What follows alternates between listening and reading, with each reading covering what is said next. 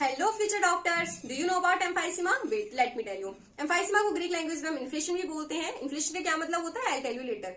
अगर हम बात करें एम्फाइसीमा की, तो ये एक लोअर रेस्पिरेटरी ट्रैक्ट डिजीज है जो कि एल्वेलाई लेवल पे होती है। इसमें हमारे अल्फा 1 एंटीट्रिप्सिन जीन में डिफेक्ट की वजह से इलास्टिन एंजाइम की एक्टिविटी रिड्यूस हो जाती है। That causes the reduction of elastic recoil property in the alveoli, यानी कि एक्सपेंड करने की और रिगेन करने की अपनी शेप को जो प्रॉपर्टी है हमारी एल्वेलाई की, उसमें रिडक्शन हो जाता है। Simultaneously fibrosis of lungs start हो जाता है, यानी कि start converting into fibrous connective tissue. इन दोनों की वजह से हमारा सरफेस एरिया जो कि डिफ्यूजन के लिए रिक्वायर्ड है उसमें रिडक्शन हो जाता है। Along with that retention of air start हो जाता है। रिटेंशन ऑफ एयर की वजह से जो नॉर्मल साइज होता है एल्वेलाई का वो इंक्रीज हो जाता है and it is called as inflation. अगर हम सिम्टम्स की बात करते हैं तो सिम्टम्स हो सकते हैं वीजिंग, यानी कि एक विस्लिंग साउंड का प्रोड्यूस होना ब्रीदिंग के टाइम पे। Along with that is the most common symptom जो है that is dyspnoea, that is shortness of breath and difficulty in breathing especially in exhalation. अगर हम कॉजेज की बात करें तो प्रोलॉन्ग्ड एंड एक्सेसिव स्मोकिंग इसका मेजर कॉज होता है। उसके अलावा कुछ केमिकल सब्सटेंस से अगर हम एक्सपोजर होता है for a long period of time, वो भी हमारा एम्फाइसीमा कॉज कर सकते हैं। और इसका ट्रीटमेंट की बात करें तो it can already be cured with the help of alpha 1 antitrypsin enzyme. इसके अलावा इसका कोई परमानेंट क्योर नहीं होता है। If you want to get more informative videos like that, then subscribe for more.